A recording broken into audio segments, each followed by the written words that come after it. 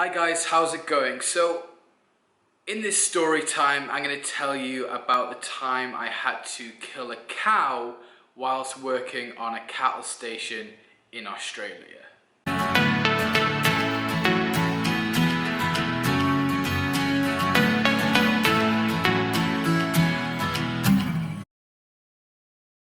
Now, a bit of a disclaimer here, I'm not going to leave anything out of this story. I'm just going to tell it how it is and how it was. So things get a little bit graphic in this story. So if you're squeamish or you don't want to listen to that type of thing, then I honestly just please switch off now. Like, go watch something else. Go watch Cats or something. Like, this story does get very graphic. So a little bit of a backstory. I did a working holiday visa in Australia, and basically to get a second year on your working holiday visa, you have to do some type of farm work, whether that's picking fruit. I think you can do sort of rural work now, like building houses in rural areas. You can do loads of different stuff, or you can also do what I did and work on a cattle station, or you can work on a sheep station. Something basically in the agricultural sector you can do so to get your second year visa. There's loads of stuff now. I think they change the rules all the time. Anyway, I opted to work on a cattle station. Now, I worked for 4 months on a cattle station. I really did enjoy my time on the cattle station, but there were some hard things to do, and it was a hard job. It was a job that was situated in the middle of nowhere, literally in the middle of nowhere. So, you know, you couldn't just phone up for help and be like, hey, I need a hand with this. Or you couldn't phone up an ambulance and be like, I've just broke my leg. They'll be like, oh, we'll be there in 4 hours, you know. It's very desolate. So the only way of like getting medical care out there was by a plane. So that's how isolated it was. I just want to emphasize how isolated this cattle station was. It was in the middle of nowhere. So this cattle station is also huge. It's about 80,000 acres. I don't know what that is in square miles. I'm sure someone will say it down below in the comments, but it's a big cattle station. It's a decent sized cattle station. I think we had about 8,000 cattle and about 6,000 sheep and about 20 million kangaroos on this cattle station. It was crazy. And we also had a lot of pigs. We also had a lot of like other wildlife, emus, massive lizards, goanna lizards, loads of wildlife, eagles, everything. It was just, you know, it was one big safari basically. So jumping into the day, I was going around the cattle station doing my daily chores. One of my daily chores was I had to go around and check the water holes. So they would pump up water from an underground natural basin under Queensland, and basically, you know, they'd use like the windmill bores or the solar bores and pump the water up, and they went to these big troughs where the cows and sheep used to drink at, obviously, because they need water to survive. And basically I used to go around there and I used to empty them, clean them out, because all the cows stand in the troughs, and basically get all the mud out there and just give them fresh water. I used to do that every sort of 3-4 days. So around the end of my day, I was checking one of the last bores on my run, and I came up towards this trough and there was a cow sat on the floor. Now normally the cows sort of get up and they run away. They're really scared of humans out there. Honestly, some cows look at you like, what the fuck are you? Like they haven't seen a human before. It's really weird. But yeah, basically this cow just didn't get up, and while all the other cows ran away, and this was really, really strange. So I wandered up to the cow and I could immediately tell that its back right leg was completely like out of the socket. Like it was just like broken or dislocated. It was gone. It couldn't stand up. So this cow was getting a little bit panicky at the time. It was kind of like trying to shake its head around, and you know, I stepped back away from it. I was like, right, okay, chill out, chill out. So I pulled the Jeep up kind of next to it so I could look at it from over the Jeep so it couldn't see me, so it wouldn't get scared and stop like moving around, because it was obviously in a lot of pain, this cow. So I jump back in the Jeep, head down to the house and try and find Jamie. Now Jamie is the cattle station owner, and I tell him what's going on with the cow, and he's basically packing bags when I find him in the house. And he's like, oh, like I haven't got time to go check on it. He goes, I tell you what, like pack some stuff up for me, because he was in a mad rush. Jamie always seemed to be in a rush. So I'm packing some of his clothes and things, like I'm gonna jump on a bike, I'll go check the cow, and then I'll whiz back. So it was about a 15-minute drive there and back to check on this cow. So I'm packing his clothes and stuff, get all his bags ready for him and what he needs, put it into his ute, because he is going off to Brisbane to go to a wedding. So he flies back on this bike and he's like, right, you're gonna have to go and shoot the cow. I'm away for a week. And I was like, what? Shoot the cow? And he's like, yeah, you're gonna have to put it down, otherwise the pigs are gonna come tonight. They're gonna basically, you know, have a go at it. It's gonna get really bad. And if the pigs don't come, it's just basically gonna die because it can't drink from the trough. So, and it can't eat anything either. So it's just gonna be a horrible death for it. So he's like, grab the rifle, go up there, and you're gonna have to shoot it. And I was like, Jamie, I've never shot a cow before, you know, like, and he was like, right, what you need to do, from its like sort of ears, draw a line down to that eye, draw a line down to that eye. So the imaginary line, the cross from ear to eye, that is the point where you should shoot it in the head, and basically, you know, you want to explode the brain. Yeah, this is getting graphic now, I guess. So I was a bit taken back by this, because, you know, I'm not a cow killer, and, you know, I love animals, you know, and it's kind of thing that, you know, okay, I have to do this, I guess, otherwise, you know, the cow's just gonna suffer. Like, what else do you do? And the only humane way we could put it down is by shooting it. So yeah, I was kind of taken back. So I get the gun.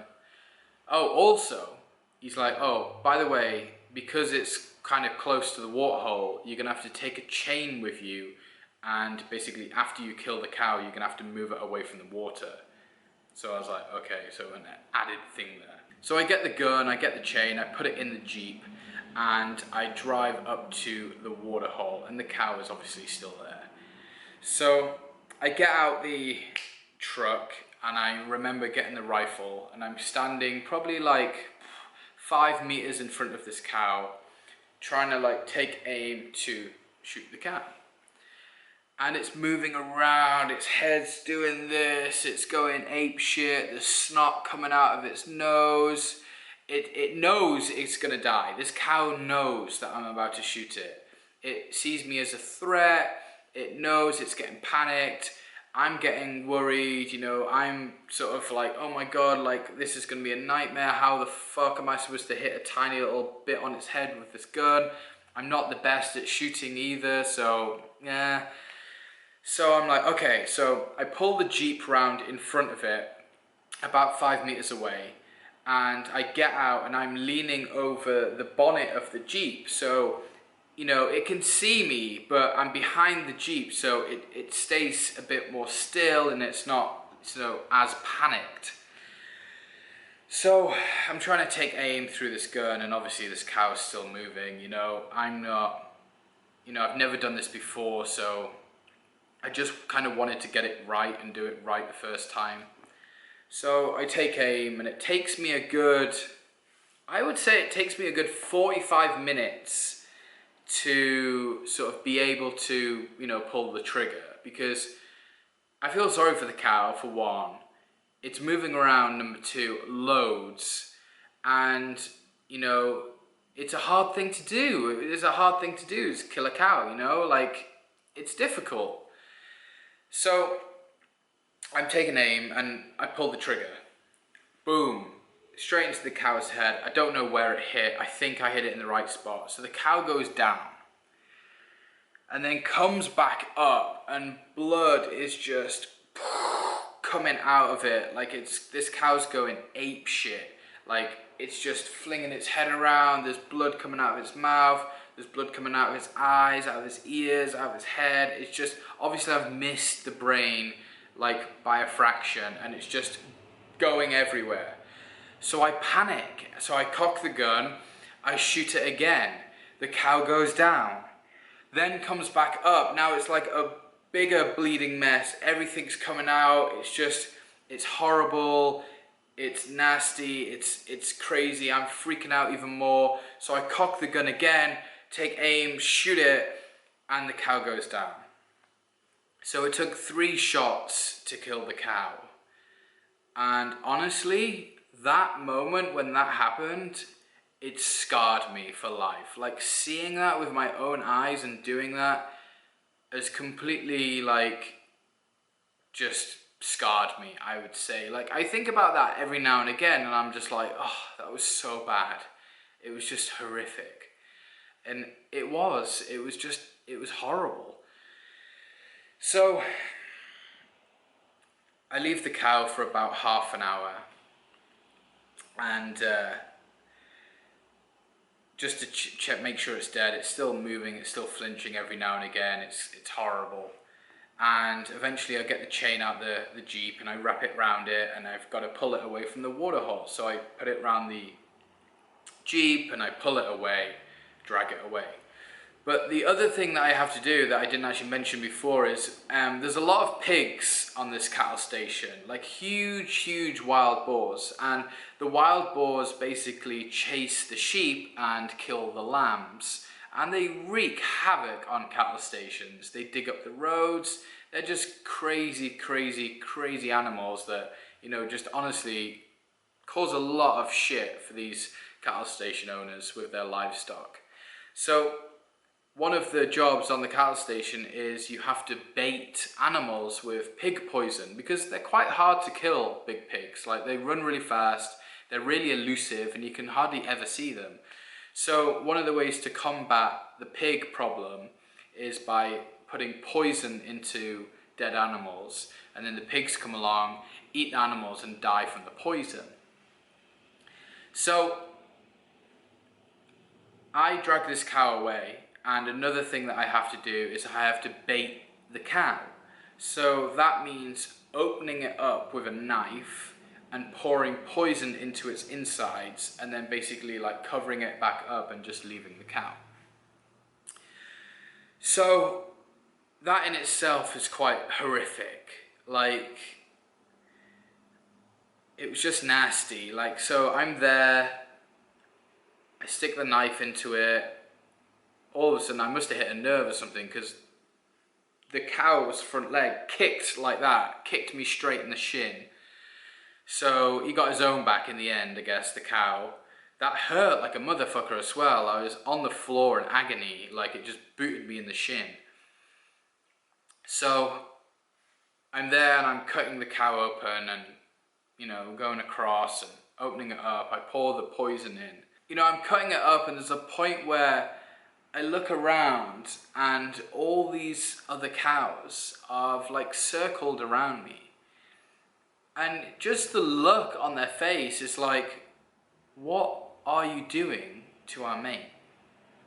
You know, like they're just like looking at me like I've just killed their best mate.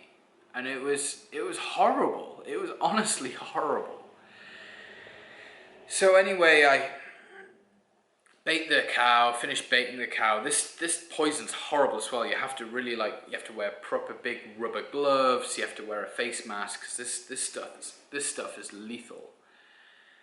Anyway, I bait the cow and, you know, put it all back on. And every time I went and cleaned that boar, you know, you could see the remains of the cow, and the pigs did eat it. And yeah, it was just a horrible experience, but also an experience that changed me and really gave me an appreciation for life as well, really. I know this may sound a bit odd, but taking the life of like a spider or an ant, you know, I mean, you know, a mosquito even, you slap a mosquito, you don't really get a sense of a feeling attached to that. You don't have a sense of like, oh, other mosquitoes are upset because you killed the other mosquito. You don't feel that, do you know what I mean? But in that moment of killing the cow, kind of had a connection with that cow where I was looking in its eyes, man, and cows have big eyes, and I was looking in its eyes and I felt it, you know, I felt its pain. I could see it knew what I was about to do.